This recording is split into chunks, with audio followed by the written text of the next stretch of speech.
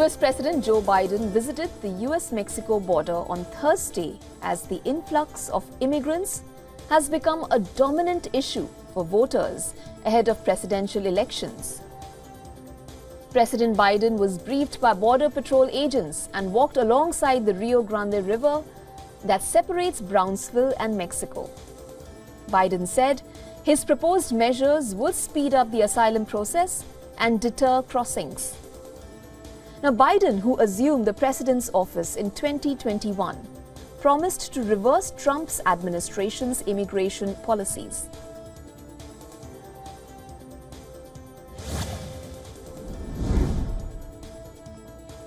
Former US President and Republican presidential candidate Donald Trump visited the US-Mexico border in Texas's Eagle Pass. Trump was also seen waving to the people standing on the Mexican side, Rio Grande.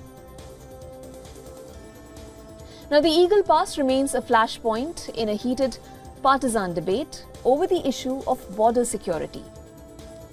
The number of migrants caught crossing the US-Mexico border illegally hit a monthly record of 250,000 in December, but dropped by half in January, a trend the US officials attribute to increased Mexican enforcement and seasonal trends.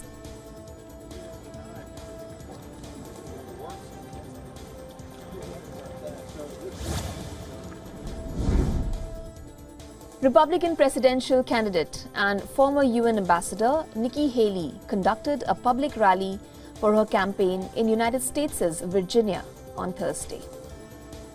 Now, Haley spoke about key issues such as abortion, Alabama Supreme Court IVF ruling, and border issues. After losing in the South Carolina GOP primary, Haley is still campaigning across the country, and plenty of Republican voters are coming to hear her speeches. Trump is on the verge of winning several more delegates next week, but by staying in the race longer than any other major candidate, Nikki Haley has highlighted Trump's political problems with key constituencies in their party.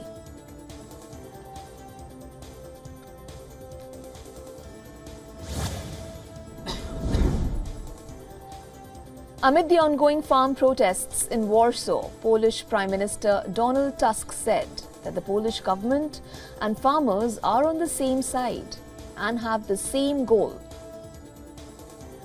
Donald Tusk made the statement after meeting with the leaders of various farmer groups. Poland is also one of the European countries that has been gripped by protests in recent weeks, as farmers demonstrate against the European Union's environmental regulations and food imports from Ukraine. Tusk also said that the provisions of the Green Deal and EU's norms that are meant to tackle climate change will be negotiated within the European Union.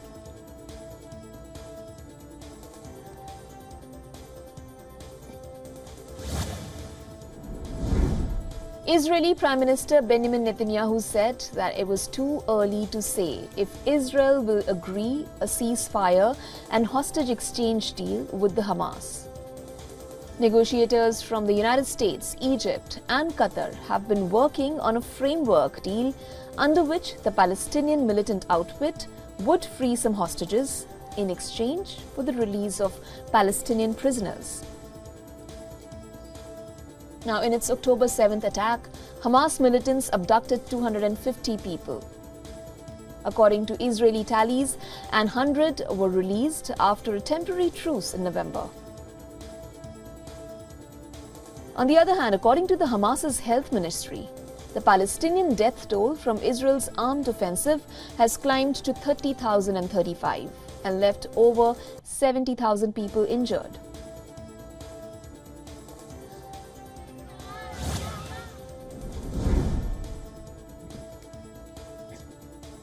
Israeli Defense Minister Yoav Gallant met with the IDF officials in the Gaza Strip on Thursday. Issuing a statement, Gallant said that the Israeli army is in on Hamas and the forces are also preparing to operate in the central area of the Gaza Strip and in Rafah town. Gaza City and the surrounding areas in the enclave's north were also the first targets of Israel's air, sea and ground offensive, launched in response to Hamas's deadly October 7th attacks on southern Israel, in which the Hamas militants abducted 250 people. This is according to the Israeli tallies.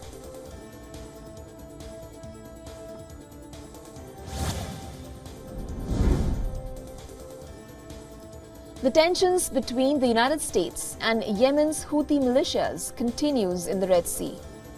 The Houthis have said that they will introduce military surprises in their Red Sea operations. The Iran-affiliated rebel group have repeatedly launched drones and missiles against the international commercial shipping, calling it an act of solidarity with Palestinians against Israel's armed offensive in the Gaza Strip. The tensions between the Houthis and the West have disrupted global shipping in the Red Sea and forced firms to reroute to longer and expensive journeys around the southern Africa region. The United States and UK began striking Houthi targets in Yemen last month in retaliation for the attacks on Red Sea shipping lane.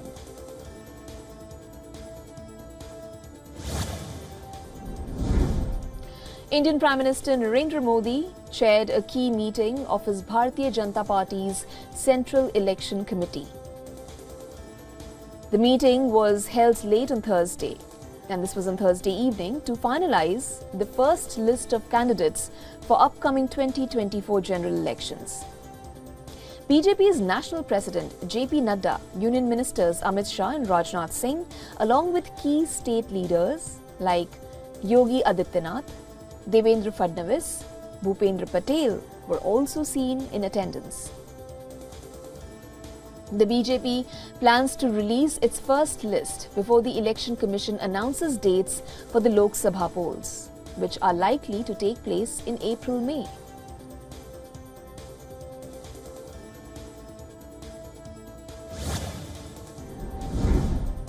Over 40 people have been killed after a fire broke out in a multi-storied building in Bangladesh. The blaze began to engulf a restaurant in the country's capital of Dhaka on Thursday. The reason behind the massive blaze is under investigation. As per the fire department, 13 fire service units took about 2 hours to control the fire. Rescuers deployed cranes and were able to pull at least 75 people to safety. According to the Bangladesh Health Ministry, 33 people, including women and children, were declared dead at the Dhaka Medical College Hospital. 10 others who were injured later succumbed to their injuries at the city's main burns hospital. Over 22 people are undergoing treatment for severe burns and are in critical condition.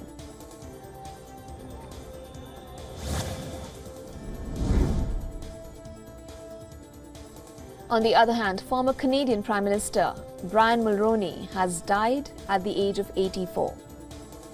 The news of his demise was shared by his daughter, Caroline Mulroney, in a post on social media platform X. Brian Mulroney led the country from 1984 to 1993. He headed the Progressive Conservative Party that soared to the largest majority mandate in history when he was elected in the year 1984. He assumed the Prime Minister's office with massive support, but he left with the lowest approval rating in the history of polling.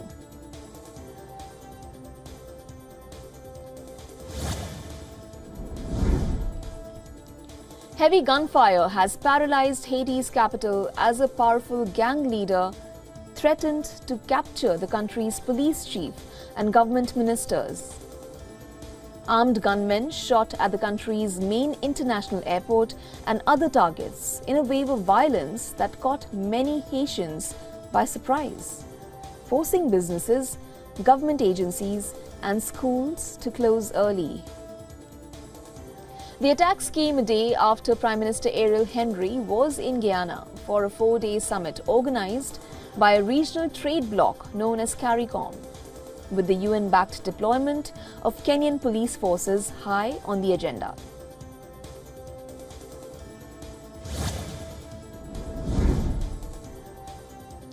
King Harald V of Norway remains hospitalized in a Malaysian resort island. The Norwegian monarch fell ill while on vacation. The 87-year-old is undergoing treatment for infection at the hospital. His son and Crown Prince Haakon said his father is doing better now. On Tuesday, the Royal Palace in Oslo said that the king was hospitalized with an infection. Europe's oldest monarch, who has been using crutches in recent years, has fallen ill repeatedly in recent months.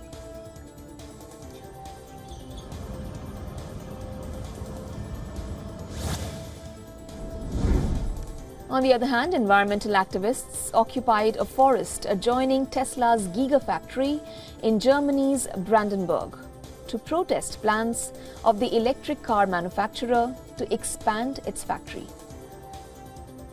Hundreds of protesters erected wooden platforms and tree houses and plan to stay as long as they can.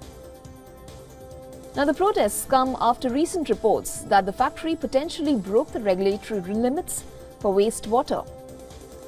Environmental groups have been criticizing the factory construction since 2019, while some local residents are worried about the plant's usage of additional water, worsening the existing groundwater issues. Tesla said they have committed to not using any additional water capacity, instead recycling the 1.4 million cubic meters of water it is licensed to use.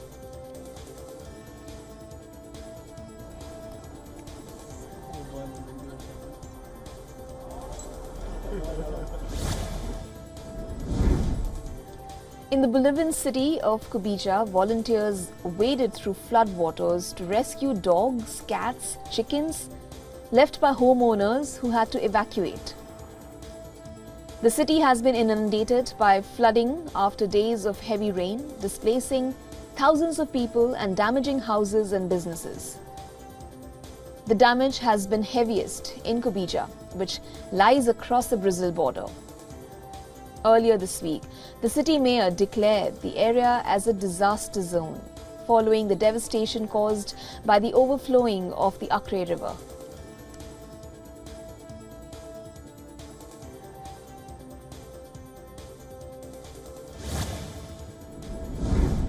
The White House has launched an investigation into whether Chinese vehicle imports pose national security risks. This probe has been initiated because Chinese smart vehicles could potentially gather sensitive data on US citizens and infrastructure and transmit it to China. President Joe Biden has directed the Commerce Department to respond to these risks. The Biden administration is also considering imposing tariffs on Chinese-made vehicles and restricting Chinese EV imports from Mexico.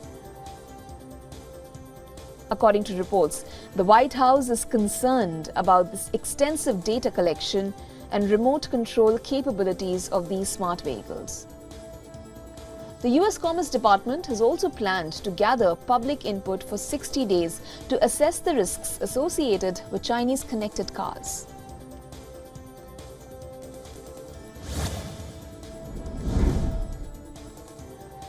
In another tech news, Meta Platforms is facing privacy complaints by 8 EU consumer groups.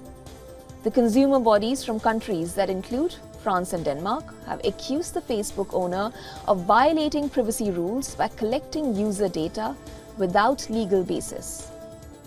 The groups have said that Meta is not complying with the EU's General Data Protection Regulation rules that are based on fair processing of data. The consumer bodies have also mentioned that there is no legal basis for the company's data collection and processing. Meta's surveillance-based business model and the recently launched premium ad-free subscriptions were also criticized. Meta defended its subscription service, stating it addresses regulatory developments and court judgments by European regulators.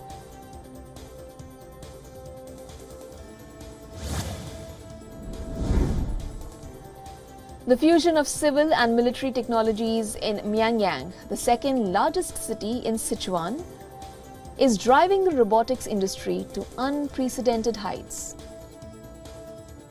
Now, this is creating new opportunities for the regional economy.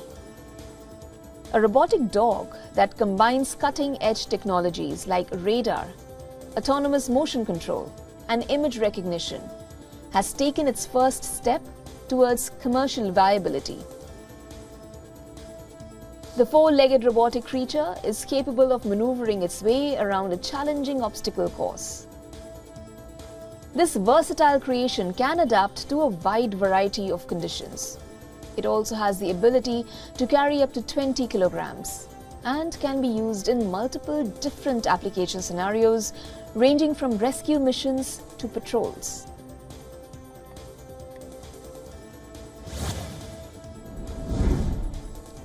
On the other hand, Dubai has hosted what it calls the world's first ever jet suit race.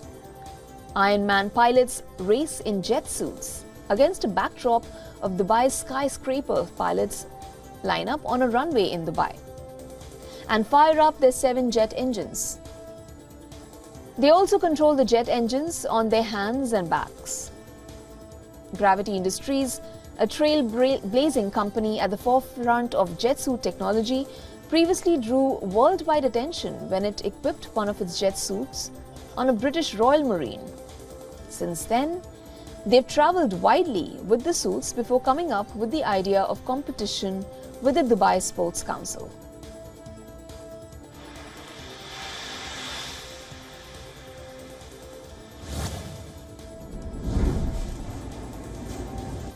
In business news, the Internal Revenue Service of the United States is targeting 125,000 high-income individuals who have not filed tax returns since 2017. The agency estimates these filers owe over $100 billion in unpaid taxes. This crackdown is made possible by a funding increase from the Inflation Reduction Act after years of budget cuts hampered enforcement.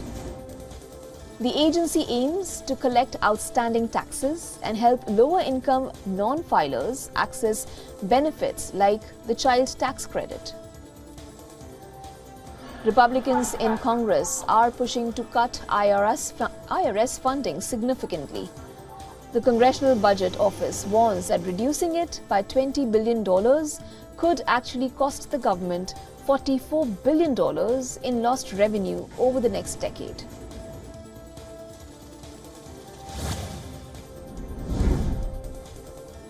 On the other hand, the Citigroup is amid its largest overhaul in decades. The group is laying off 286 employees in New York, as revealed in filings to the State Department of Labor. The layoffs affecting various units, including the primary banking subsidiary and technology arm, come as part of Citigroup's plan to slash 20,000 jobs globally over the next 2 years. Now, this initiative, announced in January, aims to reduce the bank's workforce by approximately 8% by 2026. CEO Jane Fraser initiated the sweeping reorganization in September to streamline the bank's structure after divesting from non-core markets.